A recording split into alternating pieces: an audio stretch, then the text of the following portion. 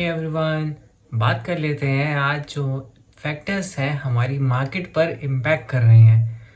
तो अभी हमें देख रहे थे कि इस वीक से आईटी एक ऐसा सेक्टर था जो हमारी मार्केट को सेव कर रहा था, थोड़ा हाई रख रहा था निफ्टी को।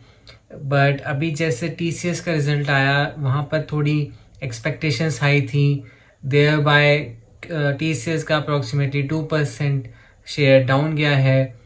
सिमिलरली अब हमारे आने वाले टाइम पे 17 अक्टूबर को विप्रो एंड इन्फी की भी अर्निंग्स अनाउंस होने वाली है, तो उन पर भी काफ़ी डिपेंड करता है कि उनकी अर्निंग्स ऐसी रहेंगी तो आईटी सेक्टर पर भी इम्पैक्ट वैसे ही पड़ेगा। दूसरा पॉइंट हमें पता है जैसे मिडिल ईस्ट में टेंशन चल रही है, उससे क्रूड ऑयल के प्राइसेस पर इम्पैक्ट हुआ है। अभी भी हमें ऐसा कभी कभार न्यूज़ में आता है या फिर कभी कभार टेंशन रहती है, जो शेयर मार्केट में बैठे हैं उन्हें टेंशन रहती है कि कोई भी ऐसा एक्शन ना लिया जाए जिससे मार्केट पर भी इम्पैक्ट आ सकता है। थर्ड बात कर लेते हैं एफआईआई एंड डीआईआई का डेटा के बारे में। तो डीआईआई का अगर मैं 11 अक्टूबर की बात करूं तो यहाँ पर बाय वैल्यू थी 11,906.51 CR एंड इनकी सेल वैल्यू थी 8,175.64 CR। तो नेट वैल्यू यहाँ बनती है पॉजिटिव में which is 3,730 CR। But FPI and FII की अगर मैं 11 अक्टूबर की बात करूं तो यहाँ पर बाय वैल्यू थी 6,219.76 CR, वेरस जो सेल वैल्यू थी वो थी 10,382.42 CR। तो यहाँ पर जो नेट वैल्यू है वो हमें नेगेटिव में देखने को मिलती है which is 4,162 CR।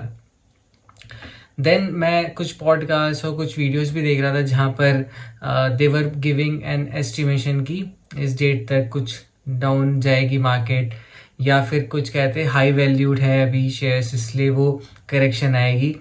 But like previously हमारे जो इंडियन मार्केट थी वो कुछ ना कुछ डिपेंडेंट थी कहीं ना कहीं दूसरी कंट्रीज़ की शेयर्स पे भी या मार्केट पर भी, बट अभी इतना मेजर डिपेंडेंसी नहीं है।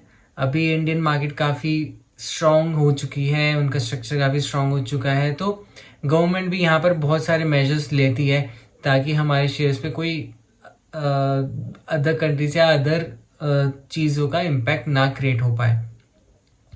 तो यहाँ पर हमें थोड़ा कॉशियस रहना पड़ेगा with regards to buying on the shares और selling of the shares. Though we have a very good structure but we need to take care before buying or selling of shares.